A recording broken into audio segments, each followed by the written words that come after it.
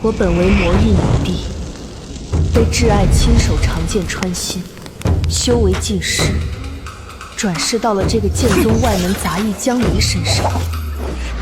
九幽，你给我醒来！你是谁？给我醒来！给我醒来！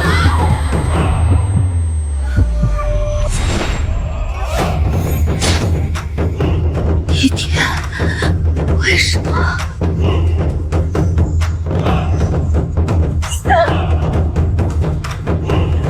为什么？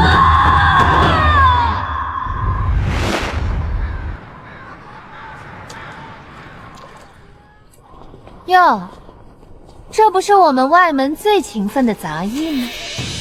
怎么洗了那么久的衣服，还没洗干净吗？师姐，你瞧他那副穷酸样，怕是连饭都吃不起，哪还有力气好好洗衣服呢？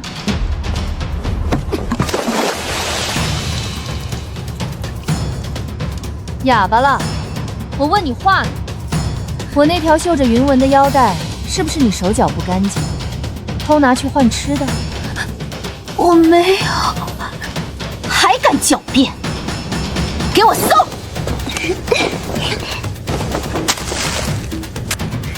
师姐，你看，这穷鬼居然还藏着馒头！吃这种东西都要靠偷，难怪一股子穷酸味。我看今天的晚饭你休想再吃。不要！住手！来人啊！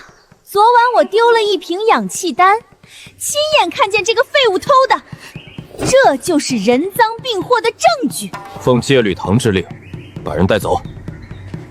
我没有偷东西，是他栽赃我。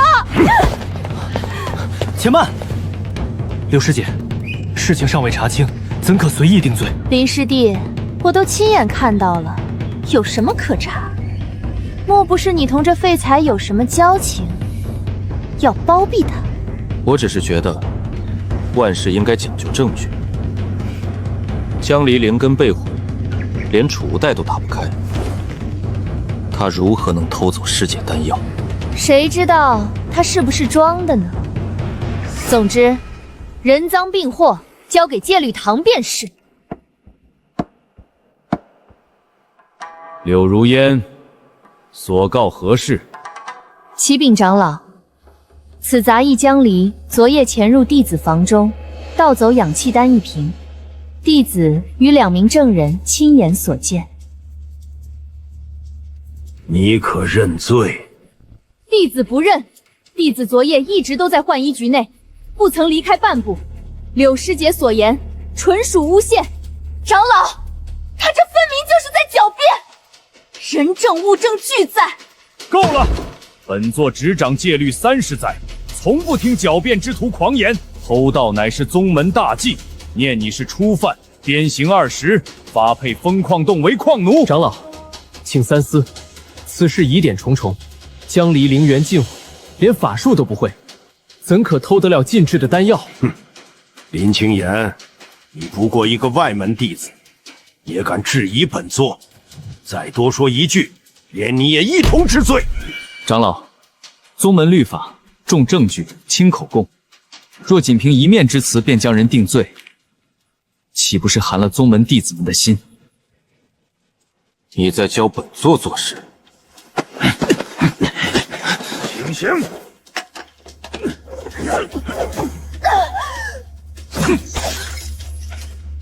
我这是要死了吗？这一生竟活得如此短暂又凄惨。九幽，你给我醒来！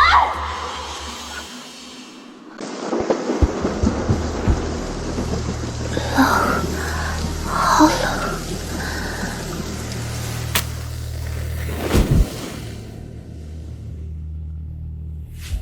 帝君万岁！帝君万岁！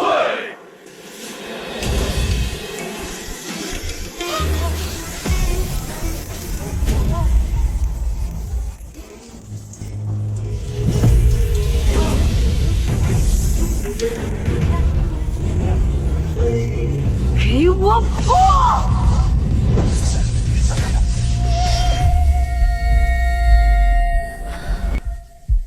一点，为什么？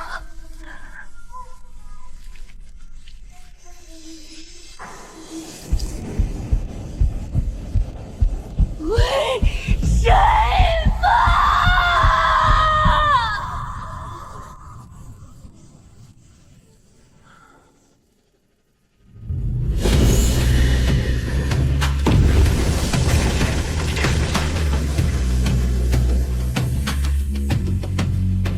逆天君，剑宗，本座回来了。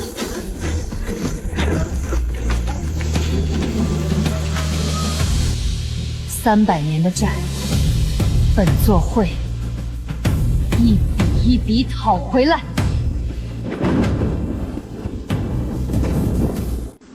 希望300年前的旧物，它还在。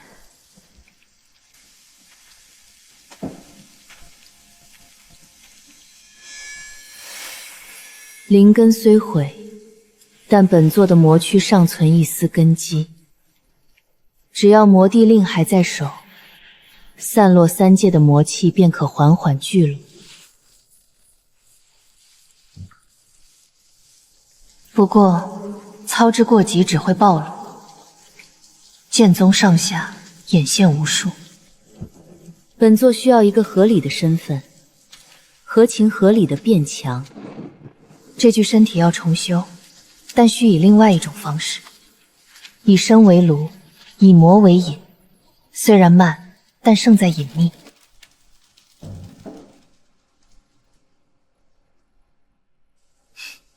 堂堂魔域女帝，如今竟需从炼气1层开始重新修炼，连个柳如烟都对付不了的废物。也罢，从底层爬起，才更有意思。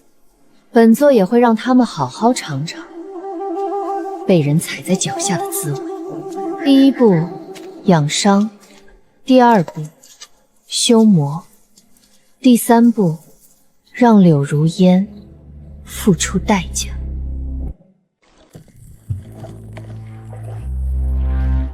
喂，废物，你的饭！别说师姐不关照你。师姐，你对他也太好了吧？是啊，狗都不吃的东西，真是便宜他了。谢师姐赏饭。哼，被打傻了，不哭不闹了。师姐教训的极是，从前是我不懂事，以后我会老老实实做我的杂役。最好是这样，记住你的身份。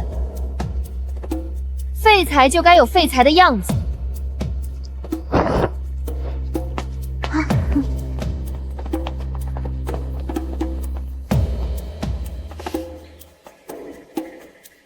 废材的样子，本座当然会好好演给你看。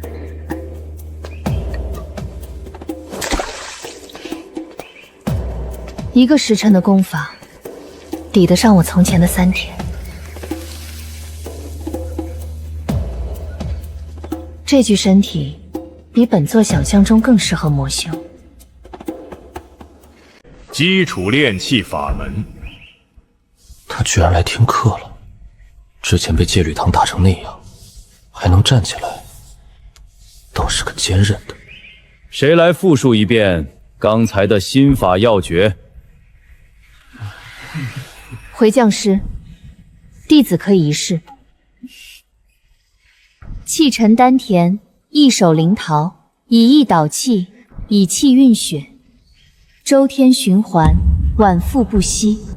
你是那个被执掌鞭刑的杂役？是。口诀背得再熟又有何用？你没有灵根且品行不端，修不了仙。算了，别再浪费大家时间了。没有了灵根，就不能修炼吗？这世间的路又不是只有仙道这一条。江离，你真的没事吗？那天戒律堂的鞭刑可不轻。多谢林师兄关心，我没事。如果你需要药，我那儿还有一些。不必了，师兄的好意我心领了。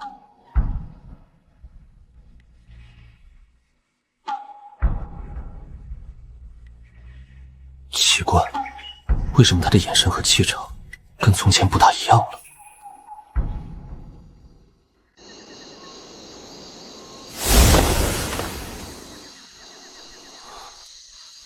江离，你在做什么？林师兄，这么晚了，你怎么在这里？我刚才好像看到你身上有光。师兄说笑了，我一个灵根尽毁的废柴，何来法力？我只是在打坐，不想让这副身子骨彻底垮掉。我只是担心你，这个时间后山不安全，经常有妖兽出没，你还是早些回去休息吧。多谢师兄，我这就回去。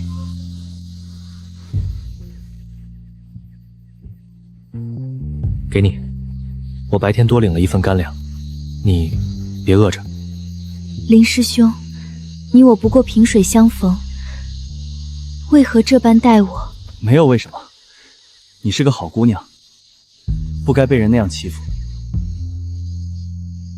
我帮不了你太多，但至少能让你少饿几顿。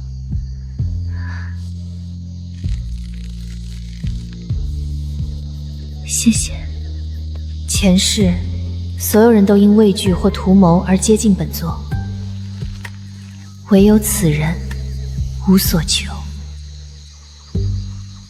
这世间的善意，倒是头一遭。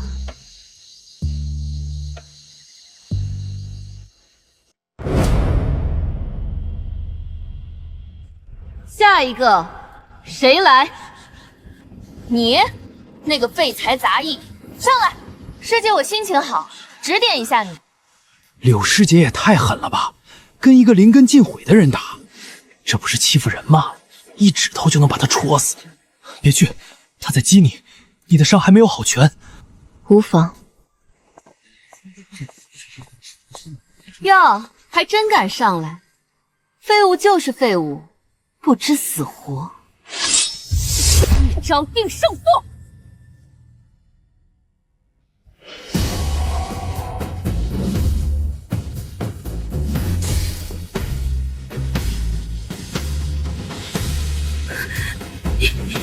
你做了什么？师姐剑法虽快，但下盘不稳，手腕太僵，我不过是轻轻碰了一下。他到底是怎么做到的？没有灵力biến动，难道是纯属巧合？你等着，很快你就知道得罪我的下场。比武终止，有人密告江离偷盗宗门功法，即刻押往戒律堂。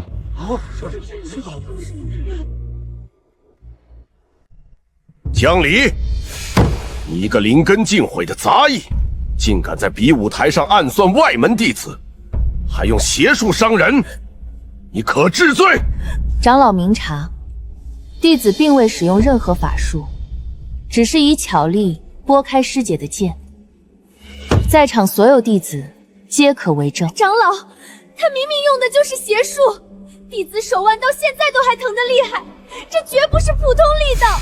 本座不管你们谁对谁错，你一个杂役敢对正式弟子动手，就是以下犯上。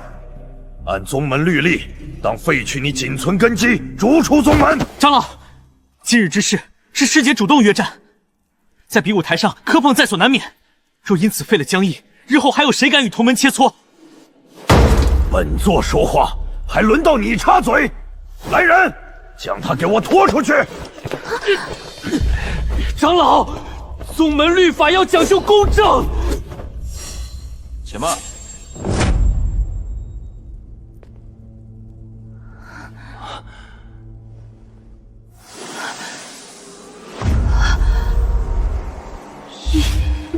天君，云首席，深夜前来，所谓何事？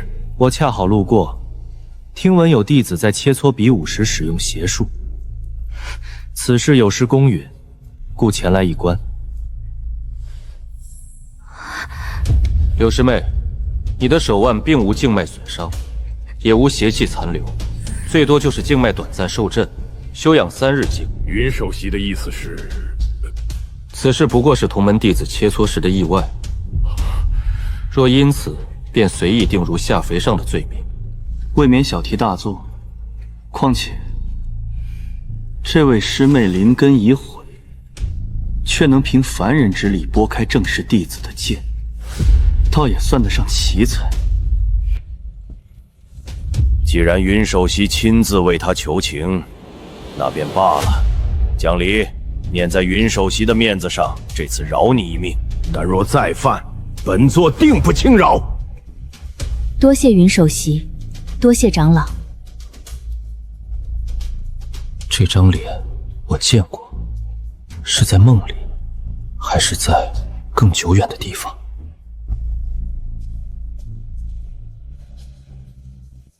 他的气息很奇怪，表面上没有一丝灵力的波动，却有某种让我心悸的东西。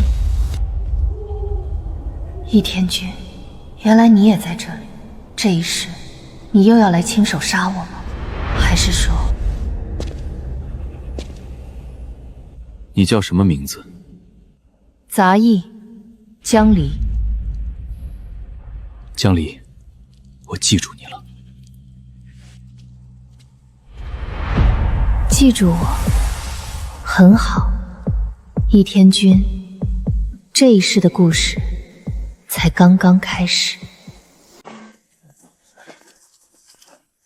听说了吗？那个废材杂役把柳师姐的剑打飞了。听说是用了邪术，灵根尽毁的人怎么可能做得到？嘘，他过来了。喂，废物，你到底用了什么见不得人的手段？你想试试？算了算了，别惹他。就这点胆子，也敢学人出头？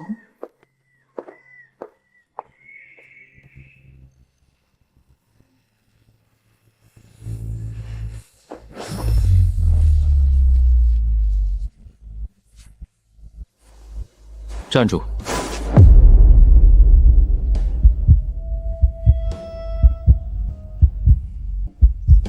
昨天在戒律堂，你说你叫江离，杂役。是。一个杂役，不干活，跑来后山做什么？别动。灵根确实废了，但你身上……什么？没什么，走吧。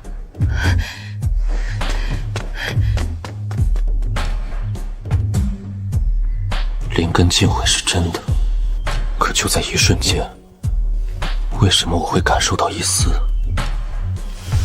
熟悉的气息？吓死我了，就差一点。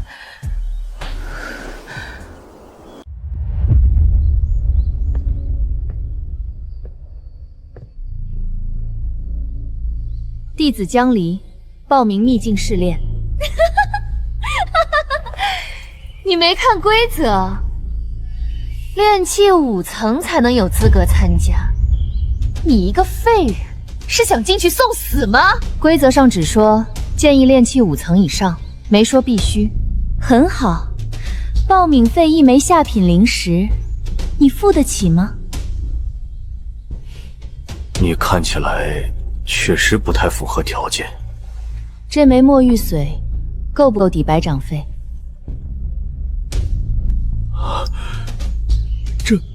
这品相，卖5枚下品灵石都绰绰有余。江离，你哪来这值钱的东西？以前在溪边洗衣服时捡的，就一直留着喽。你撒谎！这种东西怎么可能随便捡得到？柳师姐没捡过，不代表别人捡不到。执事师兄，这够尾门费了吧？够，试炼资格这就帮你登记上。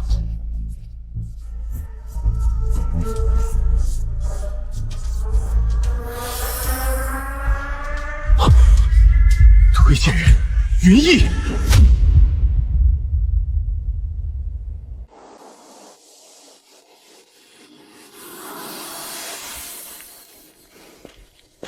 给，蜂蜜水，我偷跟厨房大娘要的。你老是不吃饭，好歹也喝点甜的。你总是会对人这么好吗？只对值得的人，你值得。那你为什么会认为我值？你被打骂误解，从不哭闹，被惩罚还坚持晚上偷偷练功，能把苦咽下去，这样的你，怎么能不值得被人好好对待？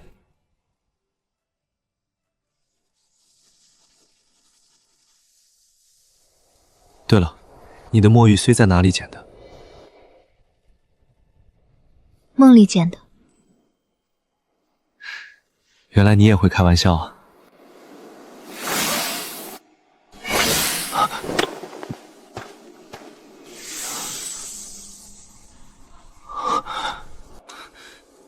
江离，等你从秘境出来，我们一起去山下吃酱肘子，说好了啊！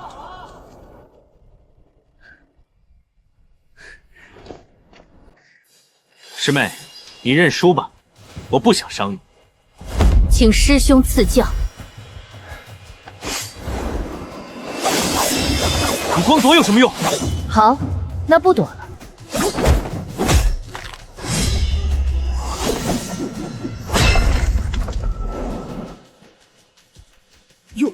又是这招！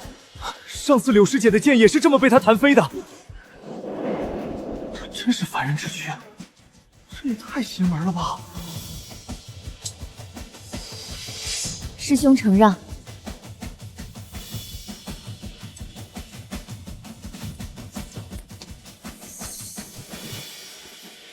这张是云手写的吗？难道说他已经通过了试炼？怎么能赢？一个没有灵根的废柴，又拿上次那套手段来羞辱我。师姐，我看要不还是算了吧，说不定他背后真有剑宗首席在撑腰。算了，我柳如烟被一个杂役连续踩了2次脸，你让我算了？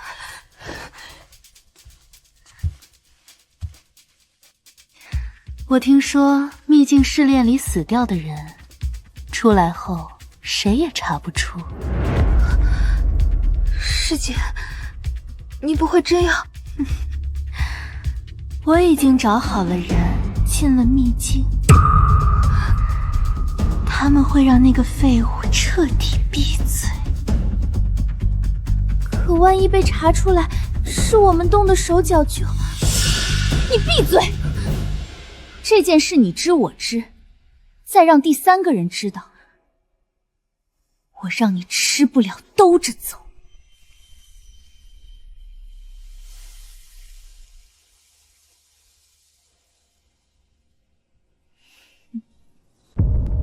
秘境开放7日，内有灵兽、机缘，亦有凶险，请众弟子生死自负，量力而行。江离，进去后跟着我。我昨晚仔细研究了地图，有几处是安全的。不必，我自己能行。不行，你一个人太危险。你也是，别为了我把自己也搭进去。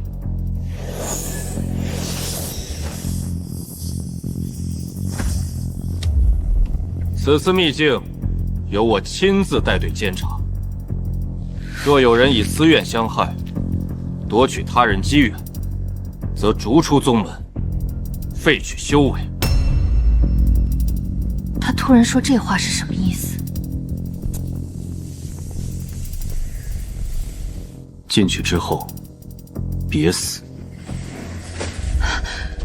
你欠我的解释还没说。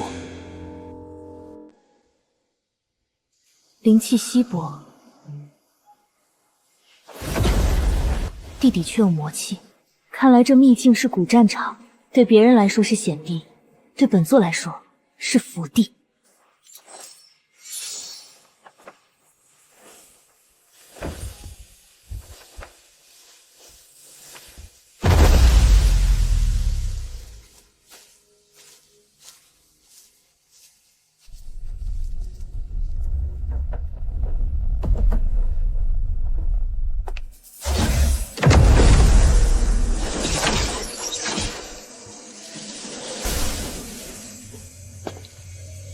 果然是你，江离。云首席，这陷阱做的也太明显了吧！堂堂剑宗首席，难道就这点本事？你身上虽无魔气残留，但你用魔帝令引路，骗不了人。所以，你是又想再一次的杀我？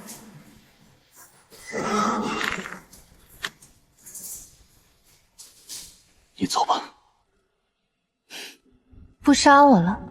我改变主意了。你既然敢来，说明有恃无恐。我若强行留你，未必能赢。你倒是有自知之明。这阵法困不住你，以你的功力，随时都能破。我总是梦见一个场景，有人跪在血泊里问我为什么，可那个人的脸很模糊，我看不清。你什么都想不起来？我只记得我欠了一个人，欠了很多。一天，为什么？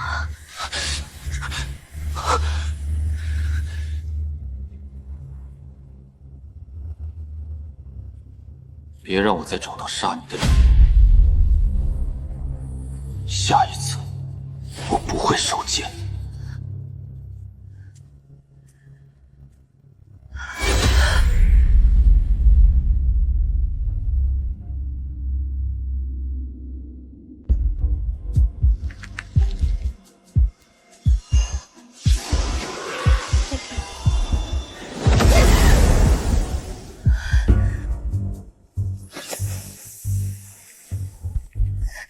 用了碎片，也只恢复炼气7层，虽然离全盛时期还差很远，但对付秘境杂鱼，完全足够。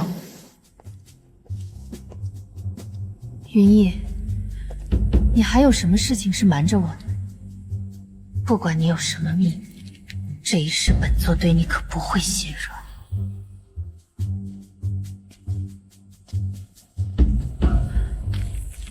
还魂丹。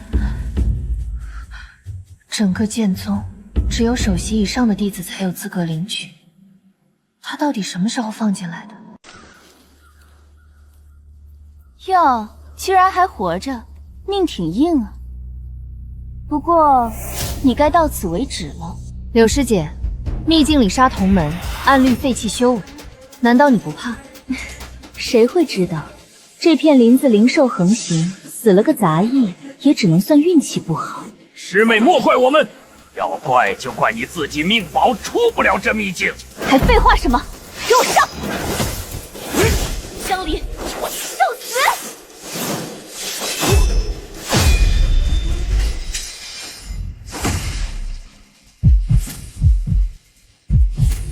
魔气，他身上有魔气。你到底是个什么人？你不是最想知道我凭什么吗？现在你看见了，还喜欢吗？废物就是废物。江离，我说过，别让我再找到杀你的理由。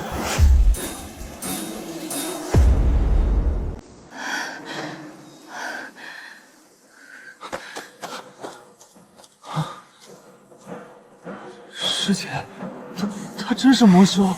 管他是什么，都到这个份上了，如果他不死，出去之后就是我们死。可他一只手就断了师姐的剑，我们拿什么来打？我爹给我的保命法宝。破魔阵，金丹以下，重者经脉寸断。就算他再灵，也就是炼气期。到时候我们一起上，一击必杀。商量好了吗？要不要再帮你们多叫几个人？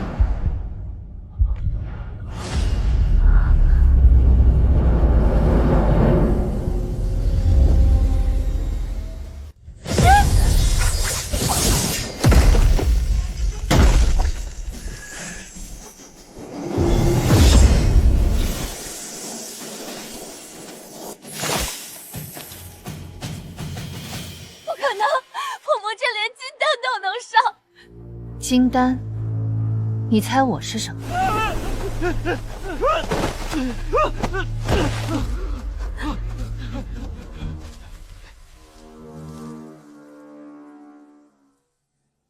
你方才说要杀我的时候，怎么不提你爹？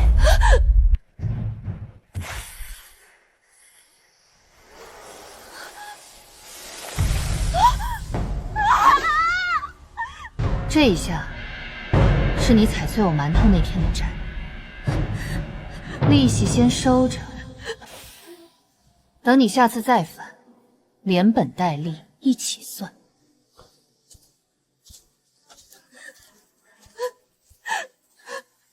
方才融掉第3枚金针时，到底还是擦到了。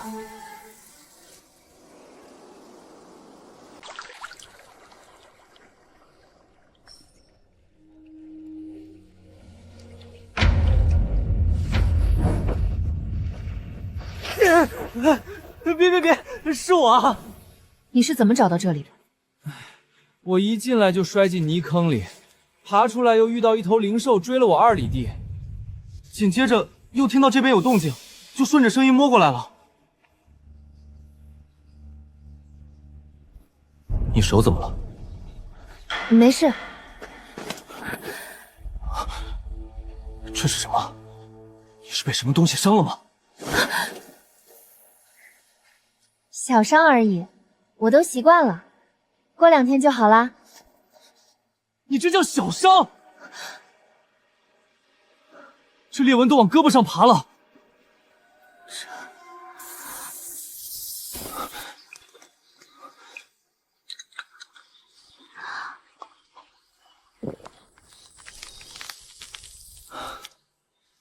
还好我娘给我塞的解毒丹还在。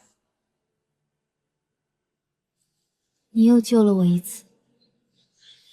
那你可欠我2顿好吃的啦。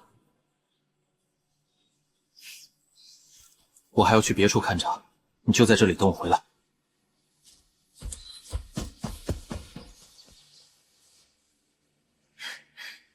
这小子又不听劝，罢了。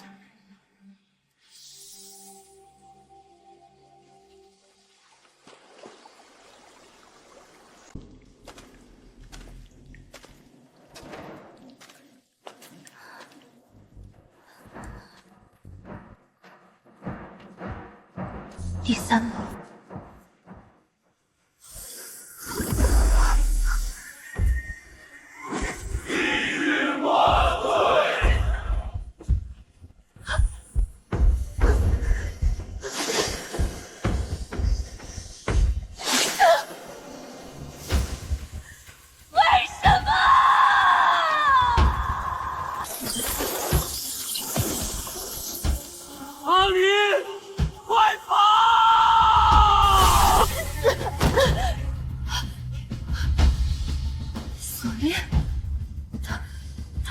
控制了。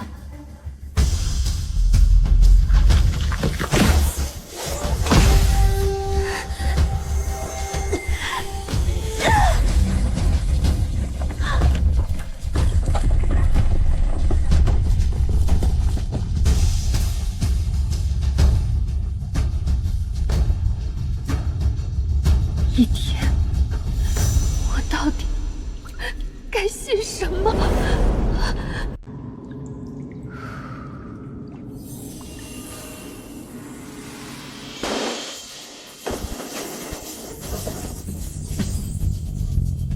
这一战我们必胜。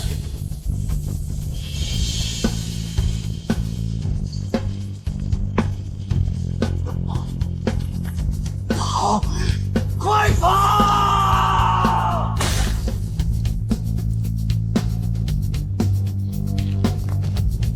一天，为什么？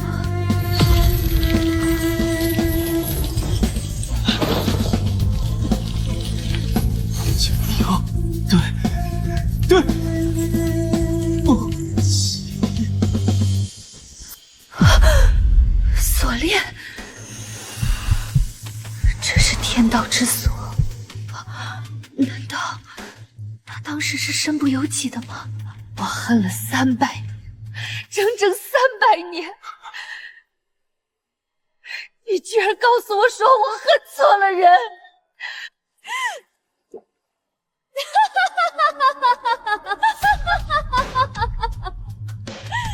原来本座才是被你们肆意玩弄的笑话。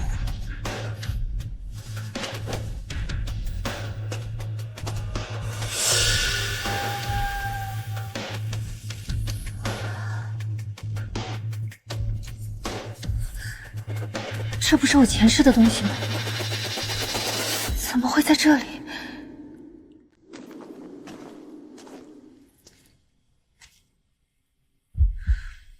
金丹境虽然距前世巅峰还差得很远，但在这秘境里已经无人能敌。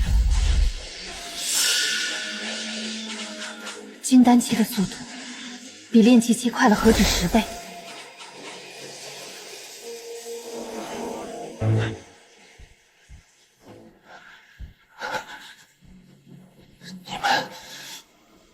你们！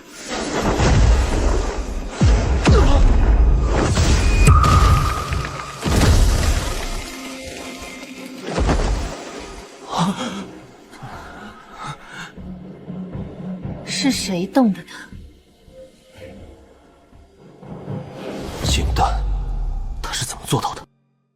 哟，你应该就是柳家丫头说的那个杂役了吧？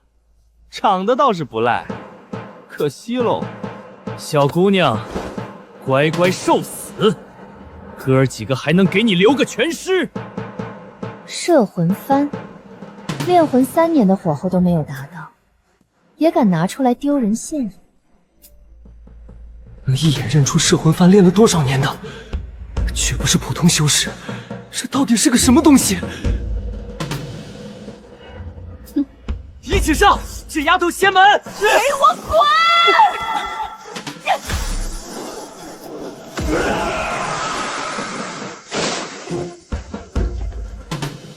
江离，你说了让你别乱跑，不听。不关我们的事，是柳家那丫头让我们来的。对，她还说只要我们杀了你，出去之后给我们每人200灵石。我知道了，下次别让我再碰到你们几个。还不快滚！是，我们这就滚。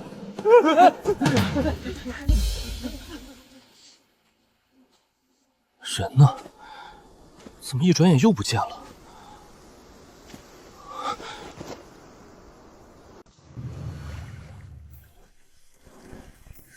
是谁？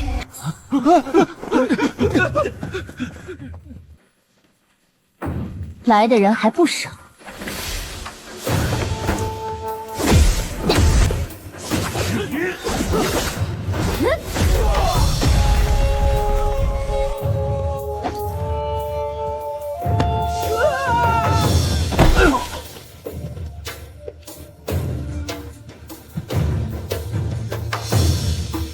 柳如烟还安排了谁？没了，他一共就叫3个散修，我们几个，他自己早就躲起来了。躲哪儿去了？我也不知道，反正躲起来了。他说等秘境结束后再出来。滚！躲着也好，省得本座到处找。出来吧，跟了一路了，不累吗？我负责监察秘境，巡视各处罢了。那怎么我每天都能遇到你？云首席，过去看看是不是他，快去！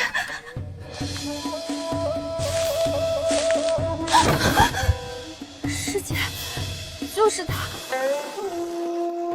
别过来！我爹是刘家的盟主，我爹会杀了你的！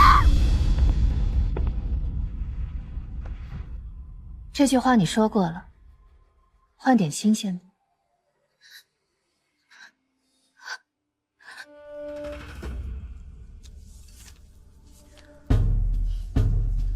这个东西我没收了，你记住，你这颗脑袋只是暂时寄存在你身上。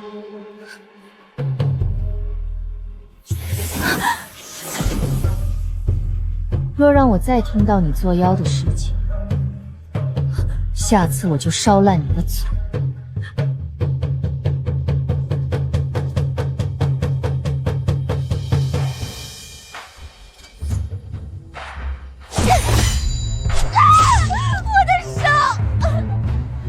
你不听话，就帮你记着。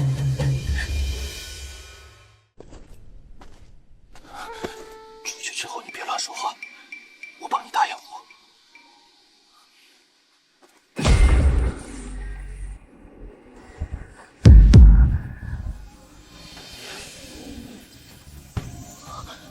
这就是那三修首领。他身上的气息是金丹中期，就是他！林子里废了我3个兄弟，给我拿下！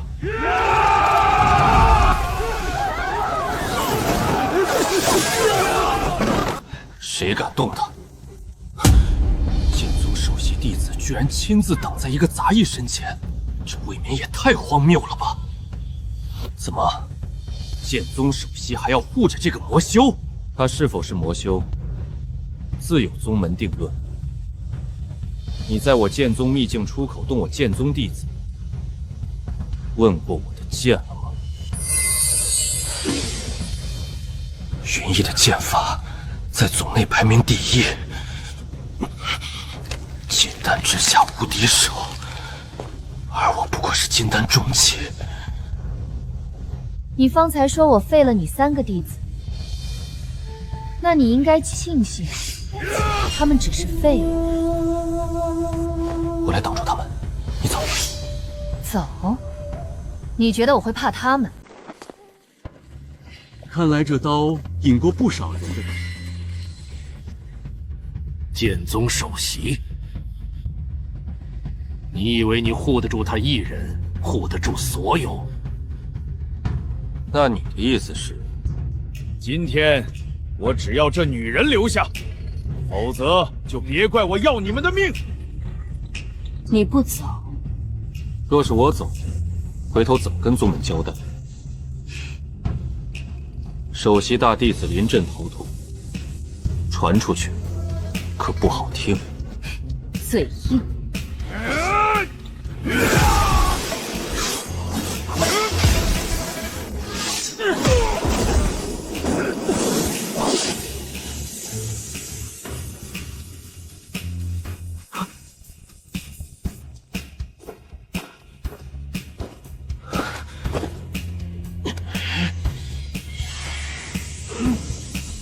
住手！秘境出口已在宗门监察范围之内，你在此处动手，剑宗援军即刻就到，到时候一个都跑不了。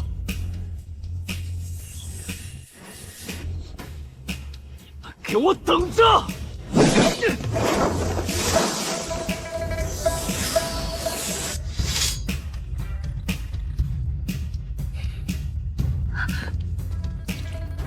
方才挡那一刀的时候，是故意用掌心接的吗？小伤。你身上有伤，为什么不说？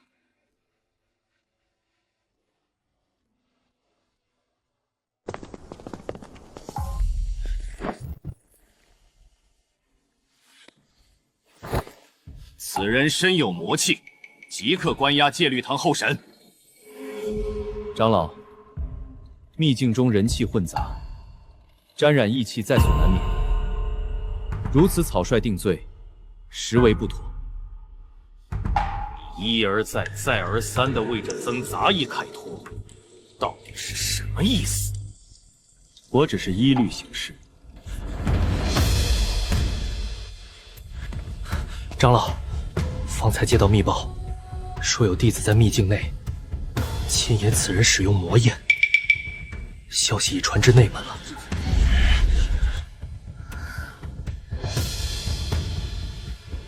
给我拿下！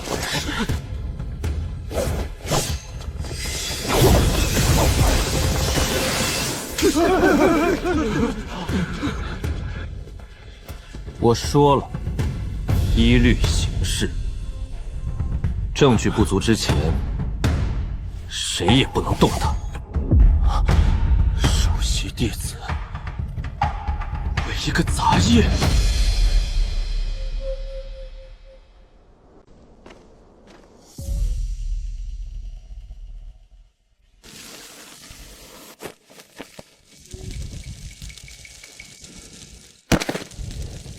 帝君，属下因无血，魔域第7圣子，迟来300年，请帝君降罪。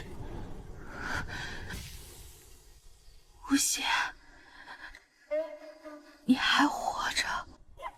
帝君陨落之后，属下蛰伏300年，暗查当年真相。3日前感应到帝君气息重现，便连夜赶到此地。你查到什么了？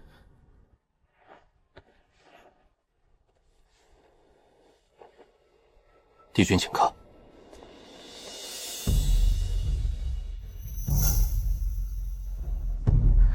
这是天盟道的令徽。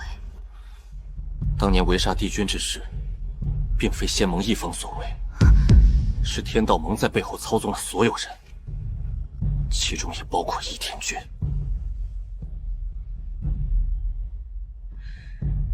起身吧。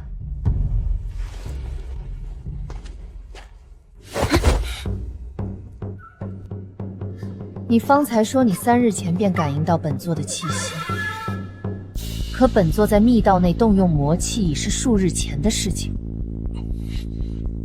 你为何3日前才感应到？因为有人提前在剑宗方圆100里布下层层屏障，属下的探视被挡了整整5日。而布阵之人，修为远在属下之上。谁？宗门之内，有能力布下此阵的，不超3人，其中1人便是倚天君。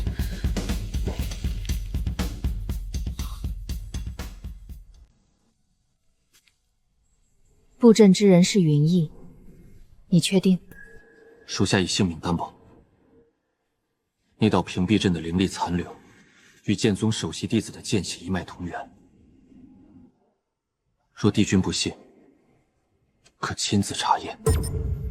云翳曾在戒律堂帮我出头，也曾在秘境内用掌心替我挡刀，还在梦里主动承认他亏欠了本座。是我亏欠了你。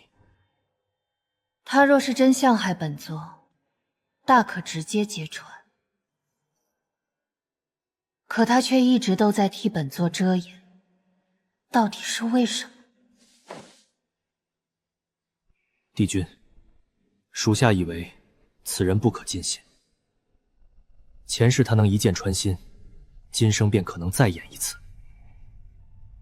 帝君不可因他3两次维护而松懈防备。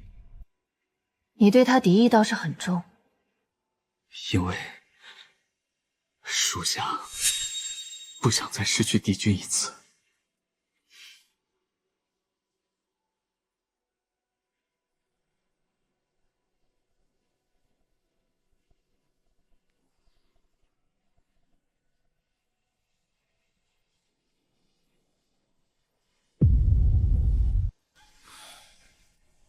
天道盟，当年那根锁链果然是你们的手笔。呈证据。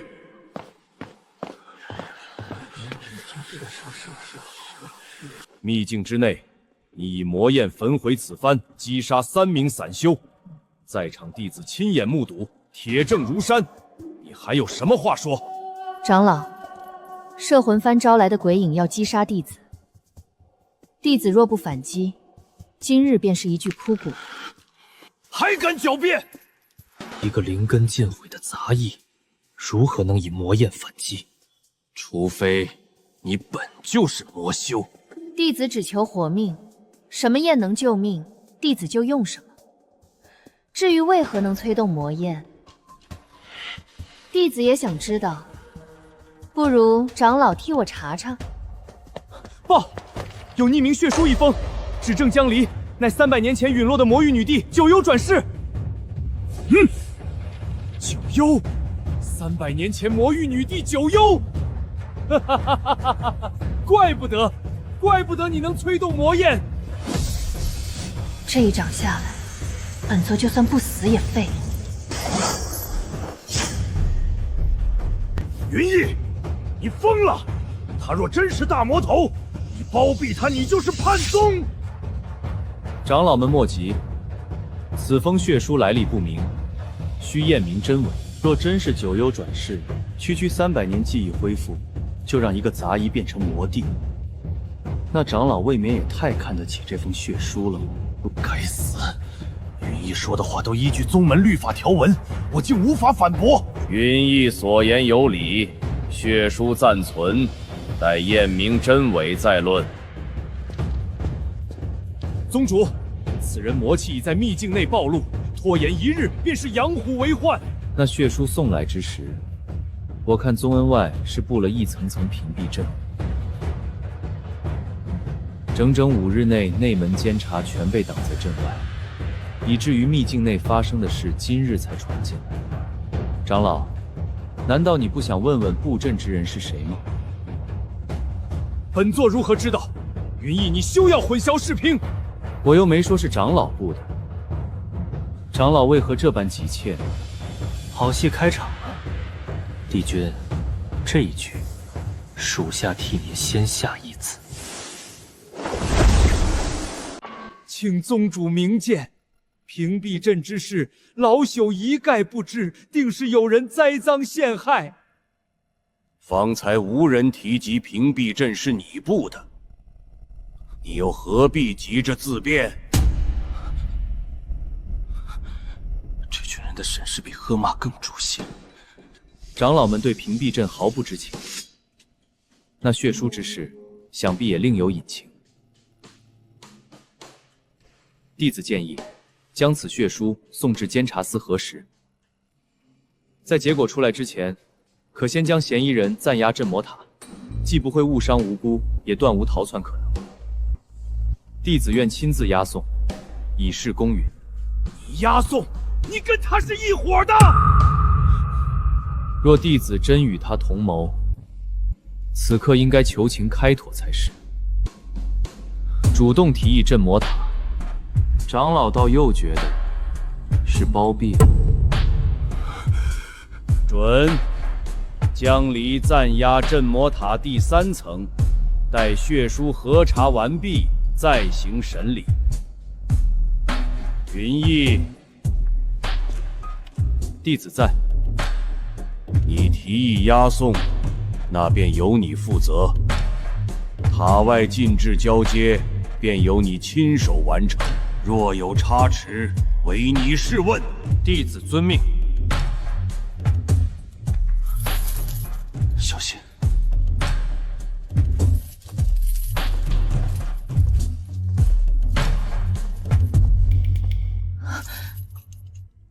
难道血书是鹦鹉邪送进去的？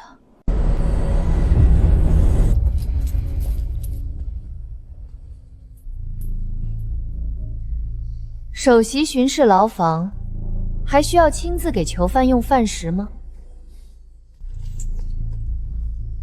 趁热。你给我送饭？这塔里一天只放1顿饭，每顿都是咸菜和冷馒头。你本来就没有几两肉，再饿几天就只剩骨头了。你有病！堂堂首席，半夜给囚犯送粥，可能是吧。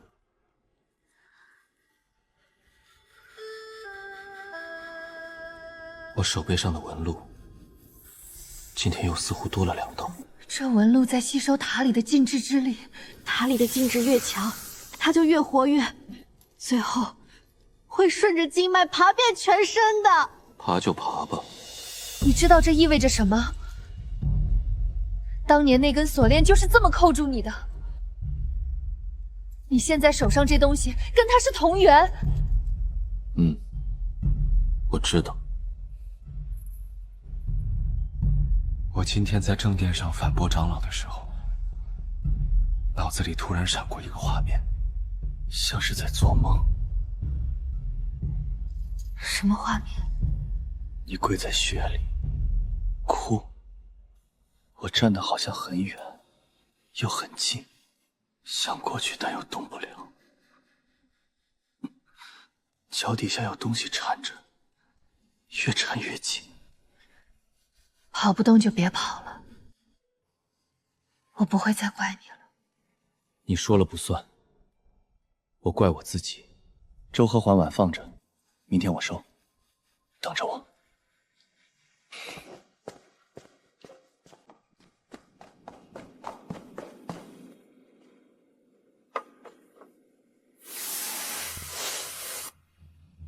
帝君，属下来迟。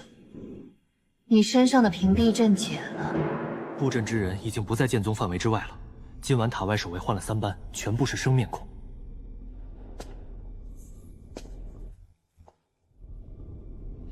你手上这个令牌哪儿来的？是属下在戒律堂长老密室内找到的。这令牌散修有1枚，长老密室藏了1枚。第3枚，帝君已有。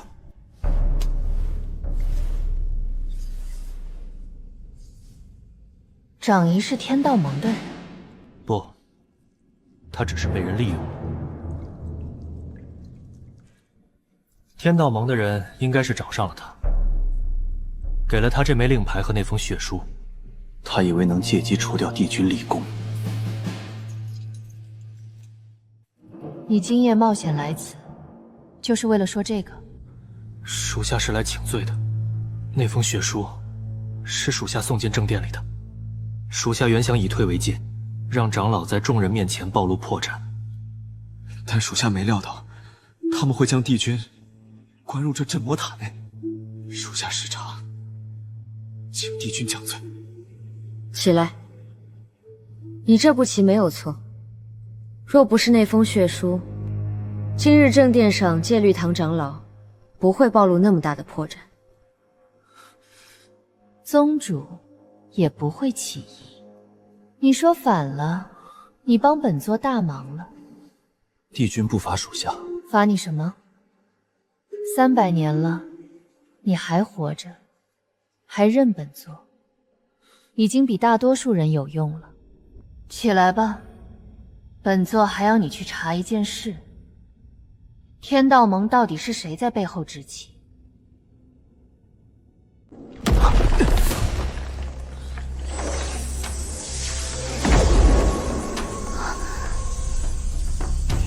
塔内侵入者，速速拿下，连同那杂役一处处决。宗主口谕已下，魔女九幽就地格杀。九幽，你的死期到了。帝君先走，属下断后。还在废话，受死！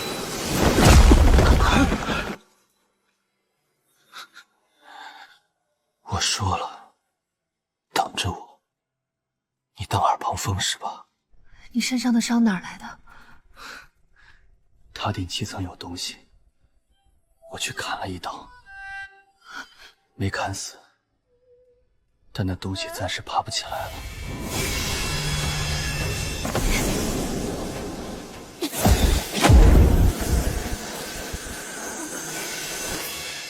你疯了！7层上的东西是天道锁链的老巢。你一个人上去。不然呢？让他把锁链再放下来捆我一次。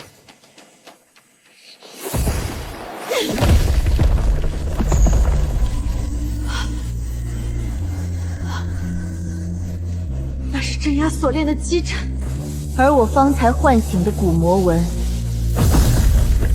正好与基阵完全契合。你竟然能催动镇魔塔的震机！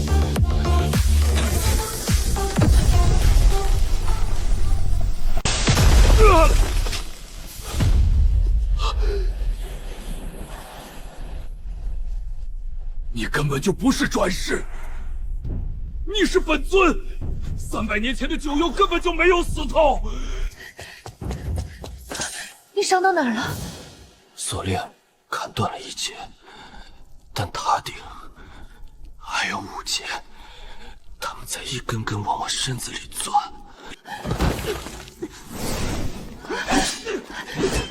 别说话，你失血太多。我必须说，我怕又来不及。当年那一剑刺出去的时候，我已经被锁链捆成那样了，我动不了，嘴也张不开，我只能眼睁睁看着剑扎进你的胸口。你倒下之后，锁链松了半许，就半顺，我拔了剑，往自己心口捅了进去。我当时想，至少陪着你走，可锁链又拽住了我，把我拉了回来。他不让我死，他让我活了下来，活到你重新出现。阿丽，对不起，我没能死成，让你一个人恨了300年。谁要你陪着死了？你好好活着，才算还清了。谁敢再靠近他一步，本座让他连转世的机会都没有。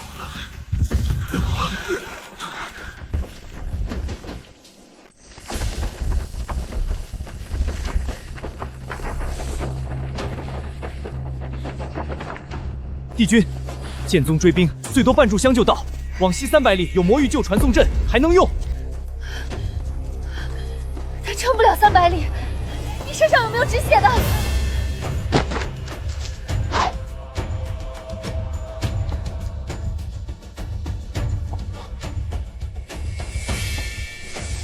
属下会让他活着的。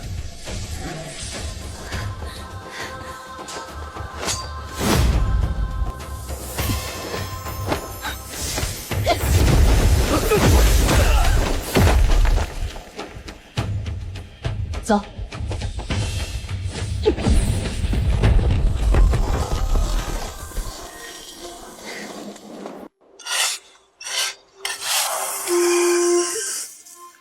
300年没用了，不知道还能不能。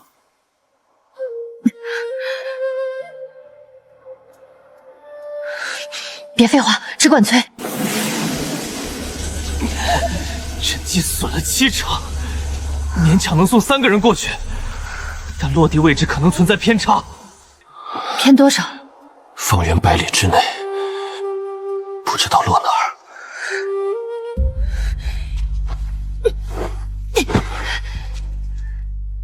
100里就100里，总比在剑宗等死强。催阵！拦住他们！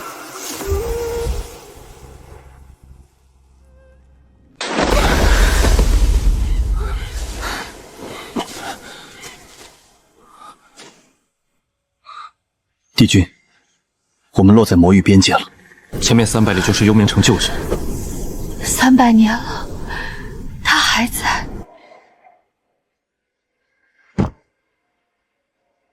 幽冥城300年来无人敢战，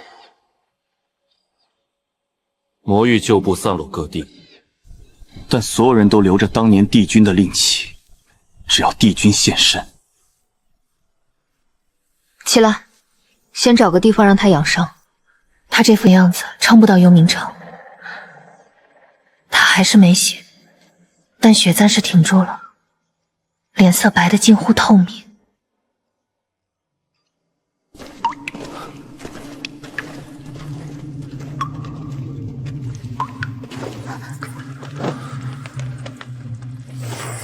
这纹路又比之前粗了1倍，有活物在他皮下蠕动。糟了，传送阵过载激活了他体内那节锁链，他又开始反噬了。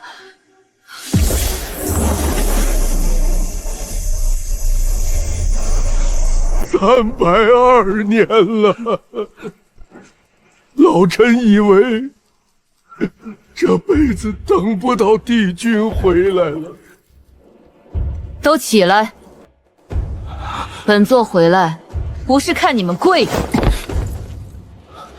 帝君，南边赤叟来报，正道3宗联军已经开始集结，剑宗为首，是讨伐魔域余孽先锋军，距幽冥城不到600里。300年了，他们还是只会这一招。本座既归，魔域便不再是散沙。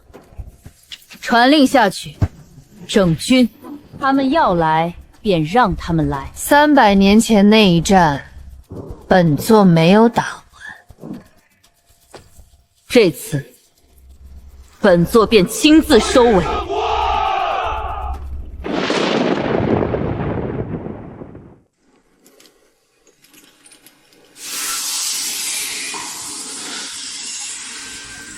这是哪儿？幽冥城，本座的地盘。你回来的挺快。你少说2句，那节锁链在啃食你的经脉，再动它就啃到心脉了。他啃完我会怎样？修为尽废，变成废人，运气不好连命都保不住。那也挺好。好什么？废了，就不用再被他牵着走了，不用再伤你第2次了。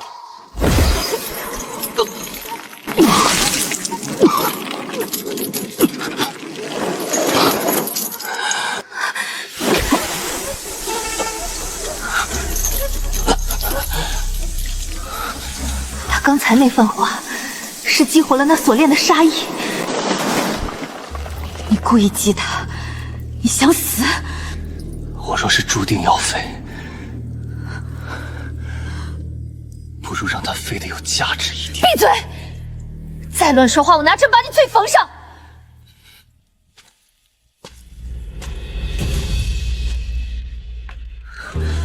帝君，属下翻遍了地宫旧塔，找到了这个上古锁链的解缚之法。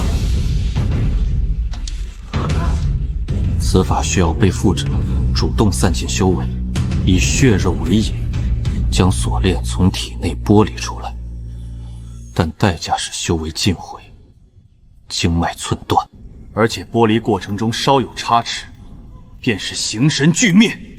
方法有了，你急什么？我不同意。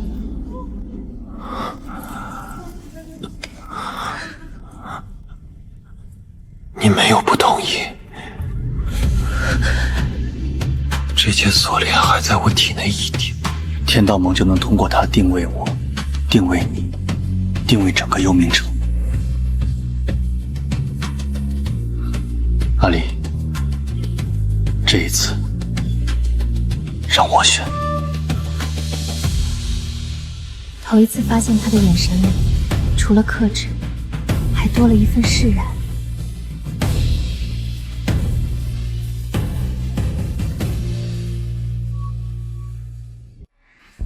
帝君，正道3宗先锋已过黑水河，预计3日内抵达幽冥城外100里。剑宗为首，阵前主将是戒律堂那位老匹夫。老匹夫，300年前就是他带人烧了帝君7座行宫。3日内够了。殷无邪，地宫阵法今晚能修复几成？防御阵6成，传送阵4成。时间太紧，缺灵石。拆城墙上的黑曜石，幽冥城当年建城用的是上古魔域玄武岩，磨碎了就是镇基材料。属下这就去办。这法子的成功几率有几成？你说实话。3成。帝君若在旁，以魔气护住他的心脉，可提到4成。但4成已经是极限了。4成，也比没有强。帝君，属下有一事不明。您前世恨了他300年，如今知晓了真相，便要将自己也搭进去救他吗？本座欠他的，又何止一条命呢？九幽，300年了，你当年造的孽，今日该还了。交出镇魔塔中逃出的那名叛徒，老夫还可以考虑留你全尸。老东西，300年前你烧本座行宫的时候，可没这么客气。怎么，老了反而学会讲道理了？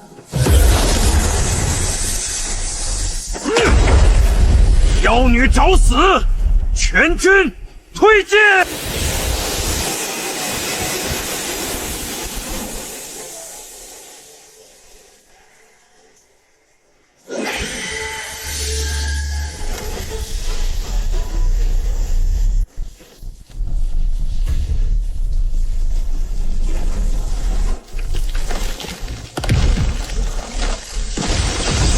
不好！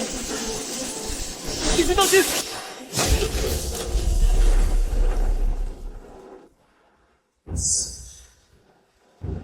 那老痞池的妖精，为什么会有同我一模一样的黑色令牌？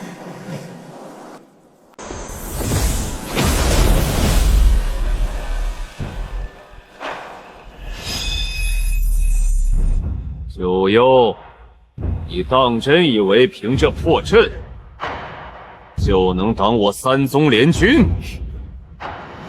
太把自己当回事了！那你下来啊，站那么高，怕本座够不着你吗？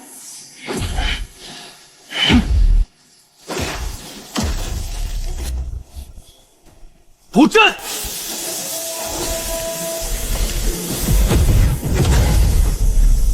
九幽，你以为你赢了？镇魔塔里的锁链有3条，一条在云翳体内，另外2条，你猜在谁手里？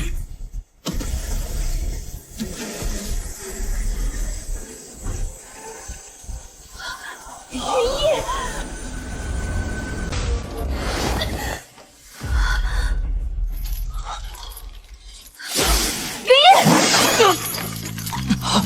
别，斩不断！他们和镇魔塔那节连着呢。该死，根本切不进去。阿离，听我说。不说，你闭嘴，等我劈开！阿离，听我说。他已经渗入我骨髓了，你劈断外面的，里面的也出不来。唯一的办法就是手臂卷上的那个。300年了，我一直在等你回来，现在你回来了，我就没有什么好怕的了。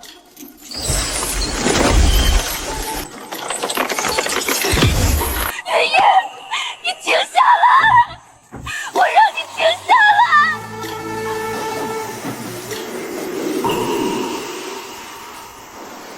你醒了就睁眼，睁眼看看我。300年前我倒下去的那一刻，也是这样仰面看着天，嘴里喊他的名字。而现在，躺在这里的人却换成了他。前世你训了我一次，这一世你又要训我一次，你就这么不想好好活着吗？这这里也曾经被一把剑洞穿，我还一次，行不行？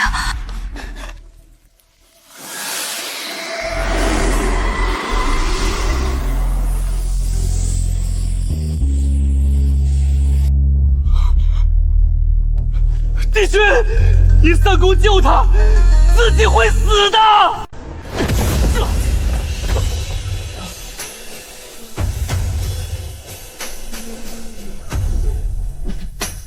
帝君，你停手！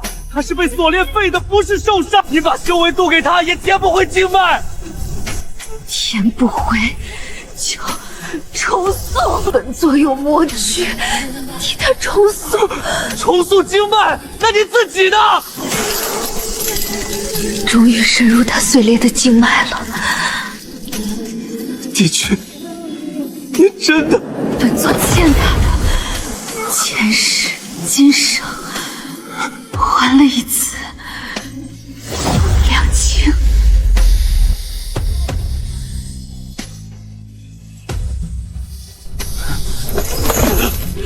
谁准你还了？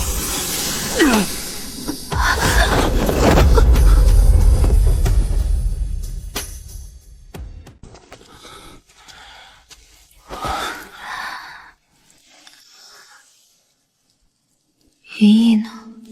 他强行把您推开了，自己又昏了过去，但经脉没碎完，您灌进去的那部分魔气替他护住了最后3成。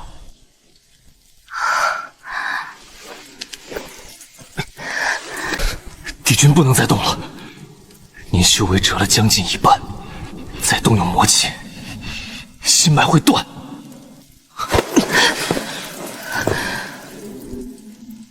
外面还在打仗，本座若躺在这里，幽冥城撑不过今夜。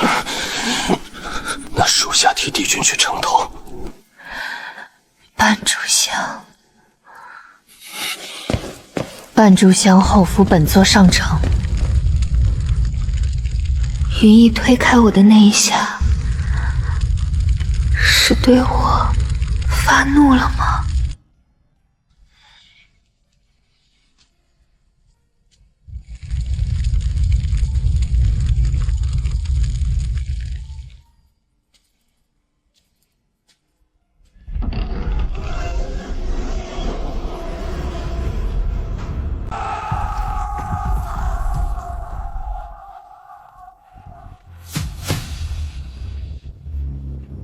魔域旧部，给本座听好了！300年前你们跪着送本座走，今夜本座带你们站着赢！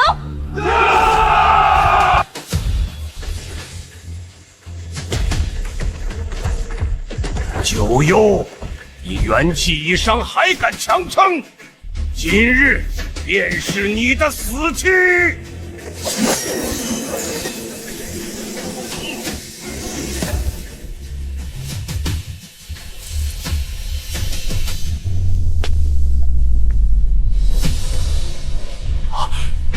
为什么你也有令牌？不可能，连纹路也完全一致。你腰上那块是仿的，天道盟给你的从来都不是真东西，他们只拿你当替死鬼。你被骗了300年了，蠢货！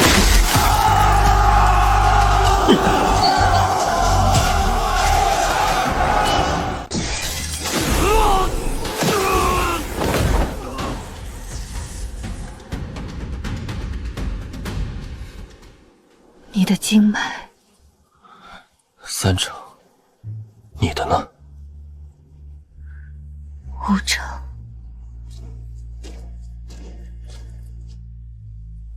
阿离，为什么你要我折损了你一半的修为？你为救我，也散了一整条命。我还欠你一句话，300年了都没有来得及说。你说。糟糕，我的经脉在3成残轮中强行压制了许久，此刻心境放松，天道残索的最后一缕余力趁机反扑。阿离，别追了，这次换我等你。江离，我爱你。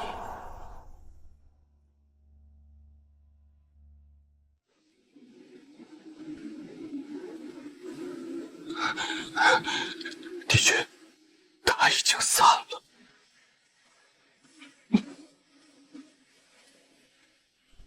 散了也得找回来。魂魄散了，还在天地中游荡，只要没入轮回，就能捞。帝君，魂魄散如飞灰，要聚拢必须动用禁术，那得散尽全部修为为引。你已经折了一半，再散另一半，就等于自绝于修炼。本座的修为，本就是300年前他给的，还给他。天经地义。幽冥城还能撑多久？戒律堂废了，正道3宗已退，属下估计至少10天不会再来犯。够了，10天之内，本座要把他再找回来。这是当年魔域女帝留下的秘术残卷，我到底应该怎么做？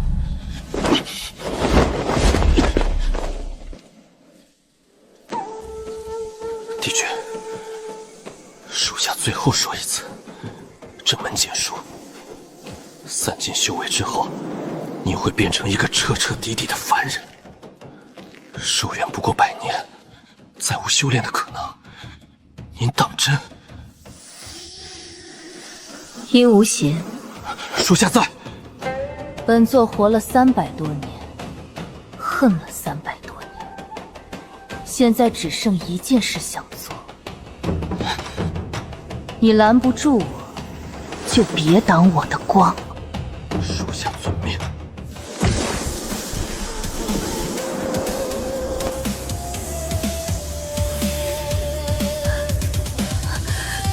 回来！你给我回来！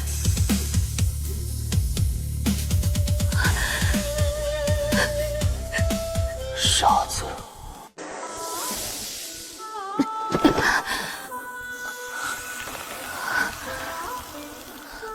从此刻起，我又是一个普通的凡人了。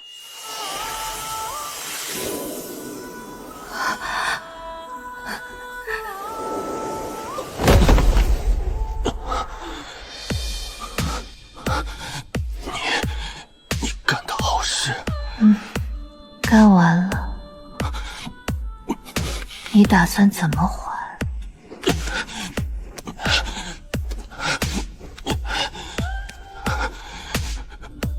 你让我这一世怎么还？那就慢慢还。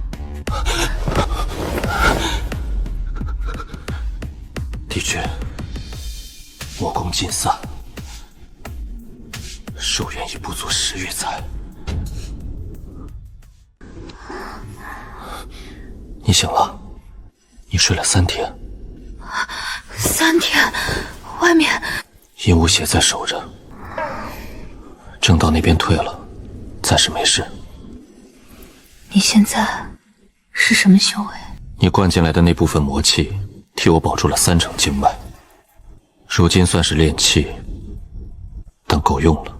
炼气，一个首席弟子变成了炼气。你散尽魔功救我，变成了凡人，咱俩扯平了。那说好啦，你当你的炼气修士，我当我的凡人杂役，谁也别嫌弃谁。谁嫌弃了？300年才找回来的，我敢嫌弃？帝君，属下斗胆问一句：此人当年亲手将剑送入帝君心口，如今帝君散尽修为救他回来，我等不服！ 300年前，他刺向本座的那一剑，是因为天道锁链控住了他的魂。他刺完本座，转头就往自己心口捅了一剑，殉情。你们谁做得到？帝君方才的话，就是属下的态度。谁再对云先生不敬，先过属下这关。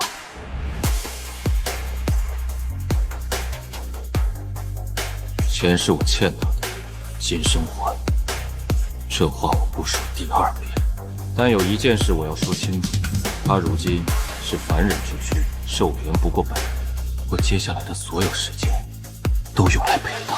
谁若再拿旧事来烦他，不必你帝君开口，我拔剑自己来。阴无险熬的，说补气血。太苦了，苦也得喝。你如今凡人身子，不补不行。云逸，我现在是凡人了，活不了太久。你确定要陪着我过这一辈子？确定。你凡人一辈子，我也凡人一辈子。你走之后，我陪你走。你别说这种话。那你别问这种话。那好，从今天起，你是我的了。你是我的了。帝君，汤再不喝就凉了。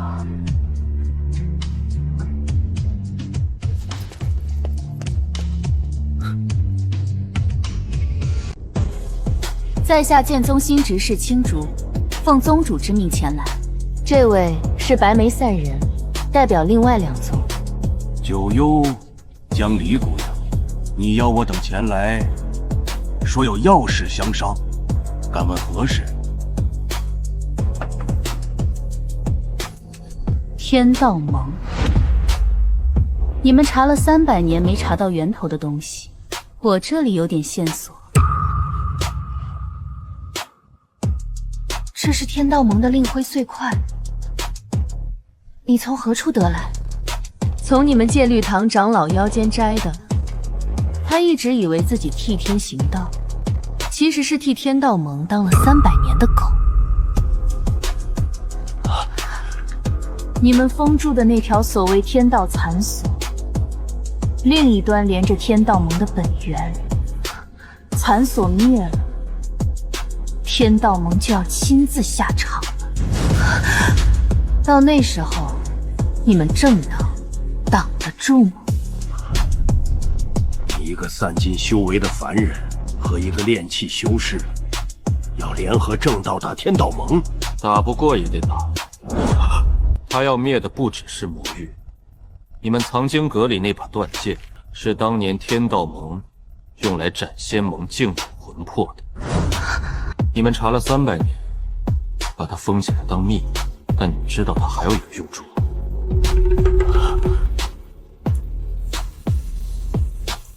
那把断剑和锁链是同一把炉子里炼出来的，断剑阻杀，锁链整扩。锁链碎了，断剑平时就会苏醒。你们以为封了300年就安全？他已经醒了7年。你们下山之前，剑宗藏经阁是不是塌了断剑？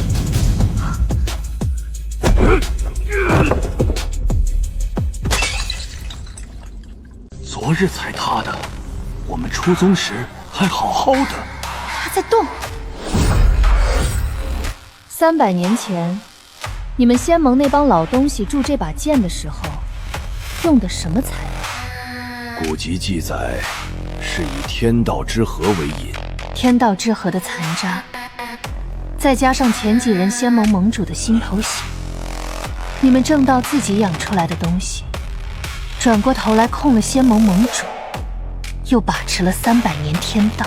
如今段灵临时苏醒，他第一个要找的就是曾经脱离他控制的棋子云逸。你就是当年的玉天君？曾经是，现在是炼器。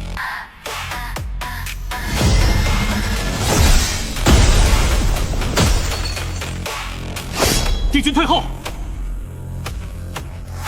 他已经锁定我了，你们谁都挡不了。我去。你去什么去？你练气。所以你得跟我一起去。断剑认主，他要斩的人，必须有另一个主在场才能镇住他。你是他300年前唯一没能杀死的目标，你站我旁边，他动不了。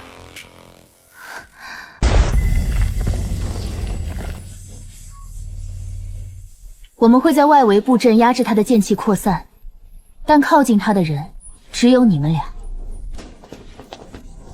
300年前，他控制了你。现在你回来了，他怕了。你怎么知道他怕了？他在等。你看那些裂纹，比方前动得快了。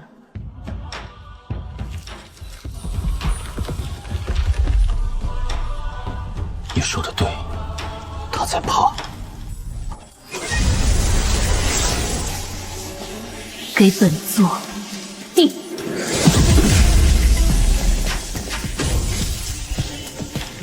我体内还有他的魔气，你尝到了，怕了。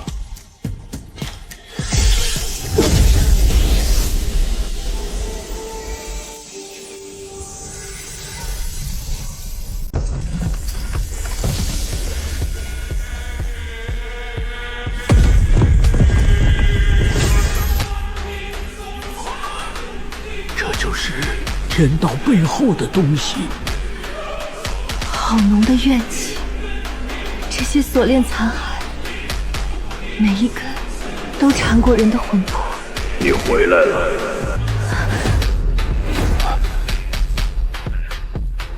我回来拆魔。你拆不了，你身上的魂是散的，他给你补的那点魔气，撑不过一炷香。那你看看。我手上这是什么？混沌元心，你们竟把断剑的灵石和魔气融合了。断剑和锁链是你用天道之合炼的，而本座的魔气是天地间唯一能和天道之合对冲的力量。这2样东西现在在本座手里合二为一了。你说？他能不能捅穿你？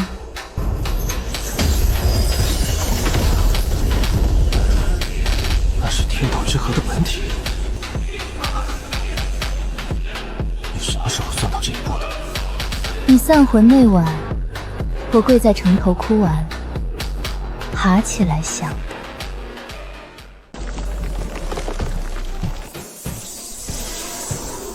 帝君，帝君！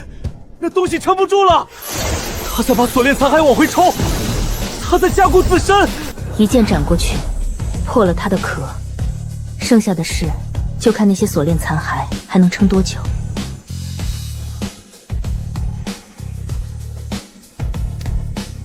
那你松手。不松。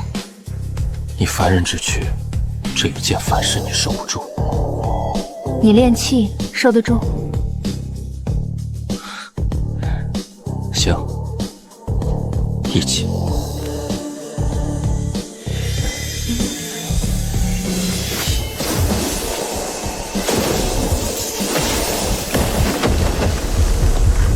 蝼蚁！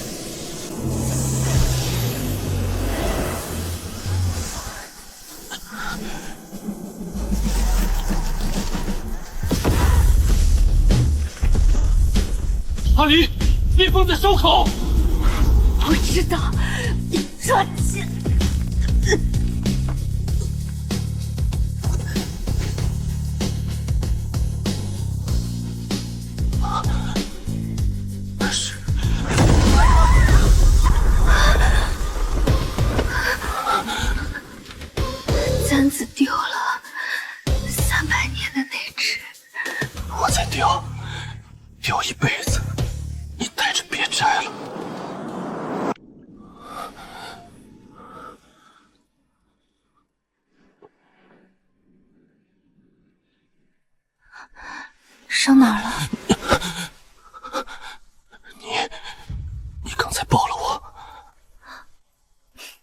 摔下来不抱你，抱石头。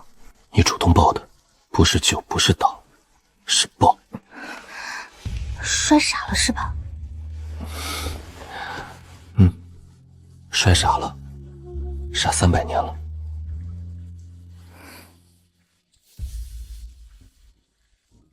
簪子我会找回来的，300年的东西不能就这么没了。300年的没了，还有301年的。你看，我一直在掉。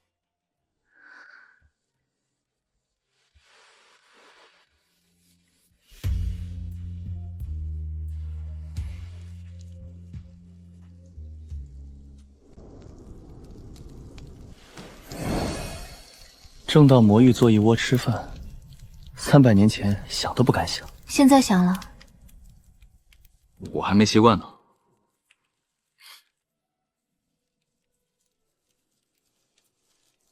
天道之河碎了，锁链散了，你自由了，我也散尽了，修为没了，凡人之躯。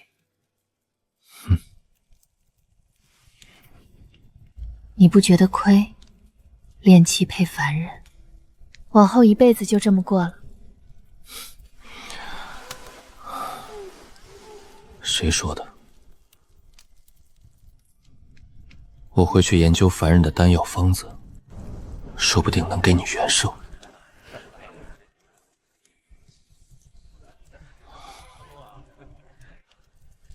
帝君，先生，吃药。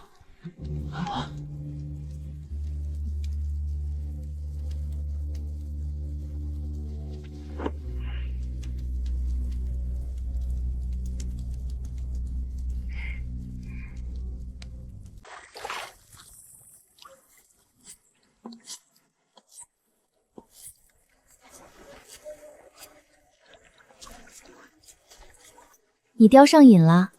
闲不住，以后你每天换一支。300支，你手指还要不要了？300支算什么？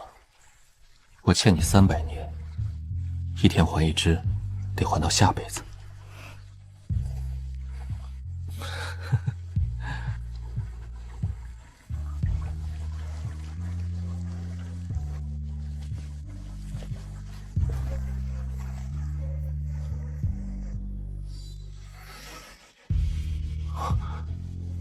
难道他没有消失？他跟着簪子留在了他身边。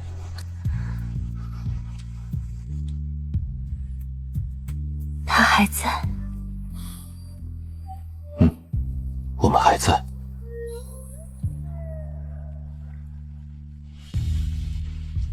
帝君，吃鱼，烤好了。是你烤糊了第3条的。你行你来。你行你来。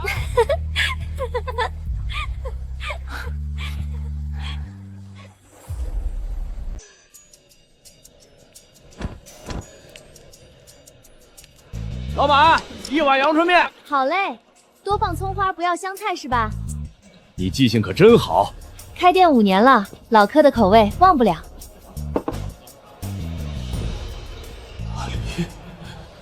怪了，又听见了，像有人隔着老远喊我名字。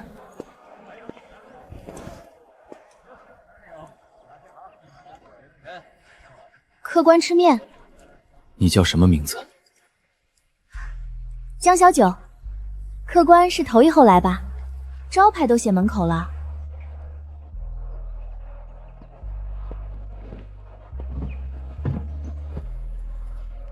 1碗阳春面，多放葱花，不要香菜。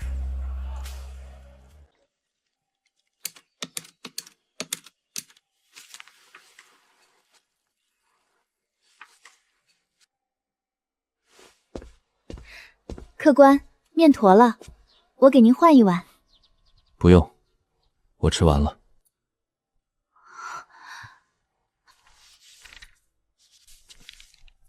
客官找什么呢？你头上那只簪子卖了吗？卖它干嘛？我又不缺钱。不卖就好。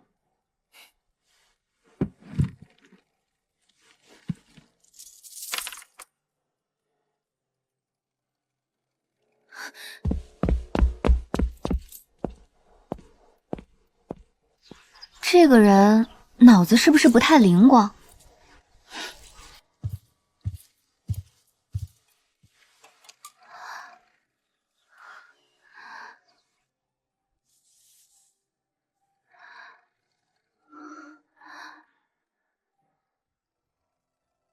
新开张，头3日酒水半价。面馆的小娘子，过来坐坐呗。我不喝酒。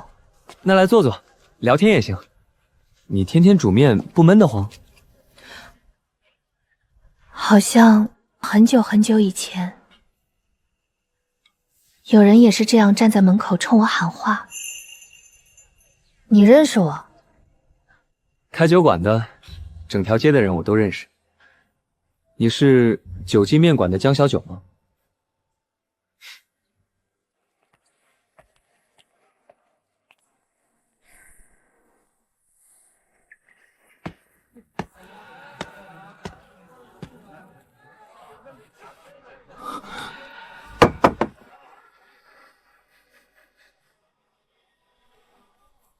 先生，一碗老酒。100年老酒，有吗？有。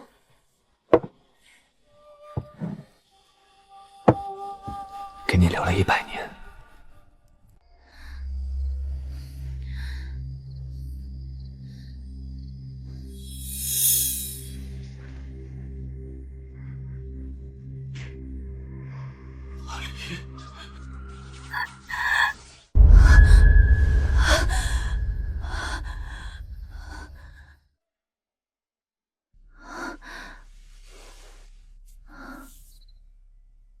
那是我吗？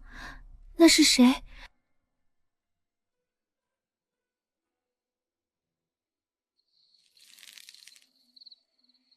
你到底是谁？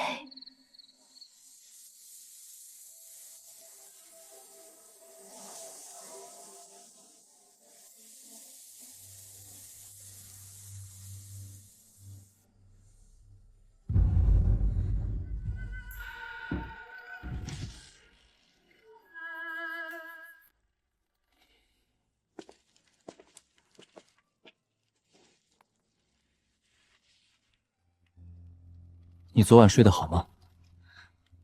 你怎么知道我昨晚没睡好？猜的，你眼眶有点青。这个你认识吗？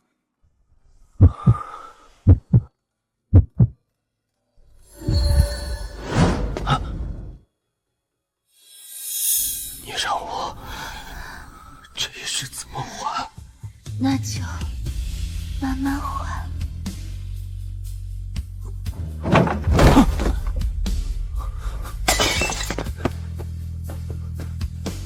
先生，你撑住！他怎么了？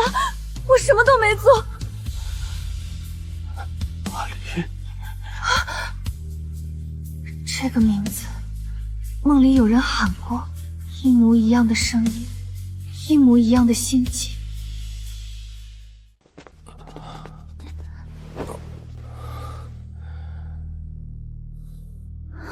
帝君，您别攥着簪子了。那是他自己雕的，300年前雕的，您戴了100年，他雕了300年。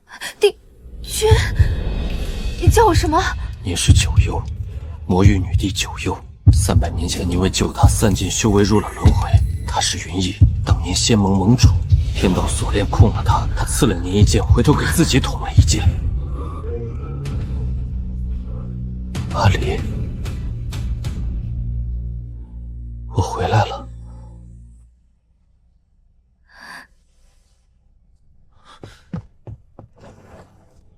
白眉3人带着一帮正道仙士堵门口了，旁边还有一队魔域旧部举着旗，他们怎么全找来了？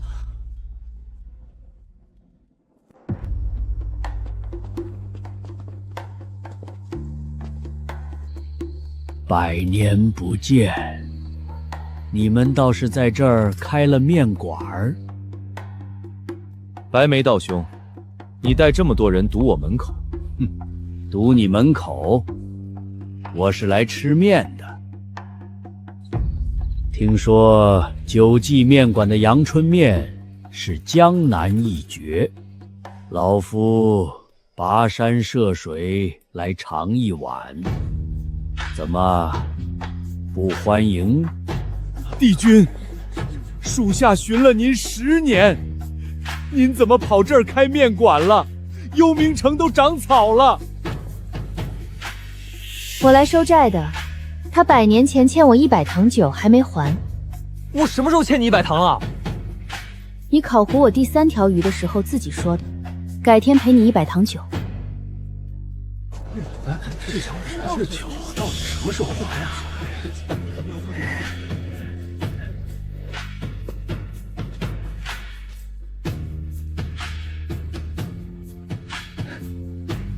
江离，你当年说贴身带着能挡1次致命伤，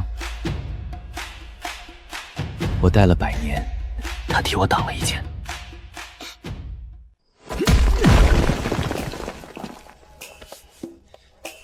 这样方便串门。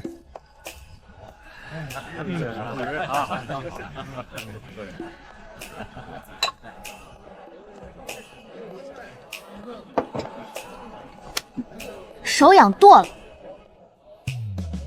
帝君，我100年前好歹是您麾下第1圣子，100年前的事儿了。现在我是面馆老板娘，你是隔壁卖假酒的。我酒是真的，真的，但兑了水。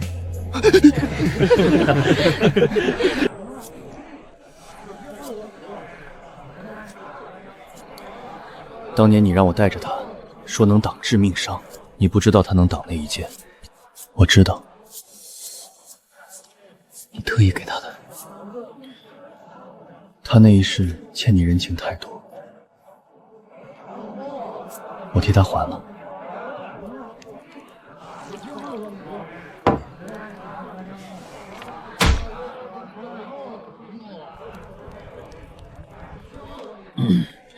那个，宗门让我来问问，黑曜石能不能用面抵扣？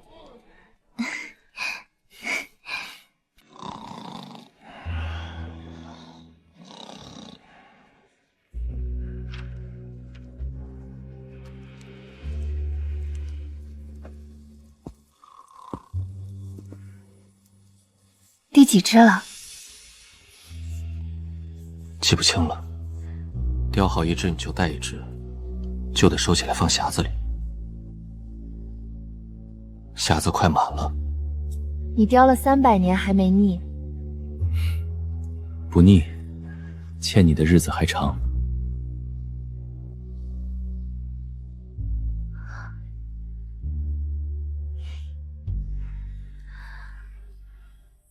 你还记得那个花？每天都记得。你站在花海里回头看我那一眼，我记了300年。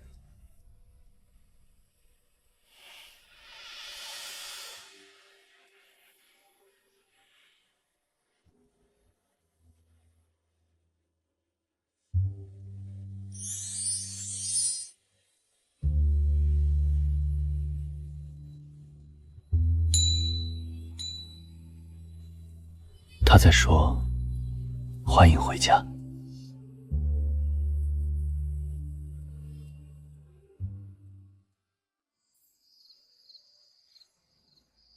他们都走了。殷无邪扛着白眉回去的。青竹说顺路一起走了。顺路，他住的地方在镇子东头，殷无邪住西头。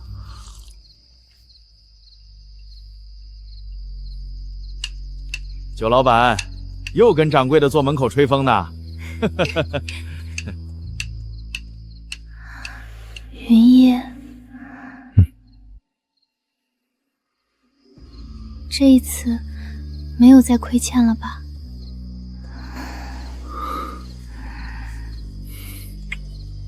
没有了，这一世只剩我们。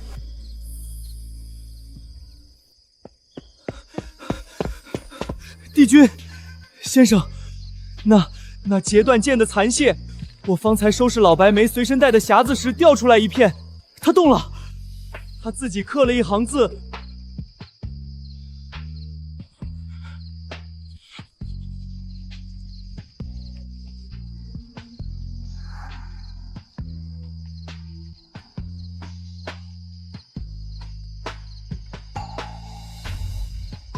那便等他来。这一次，我们都不怕。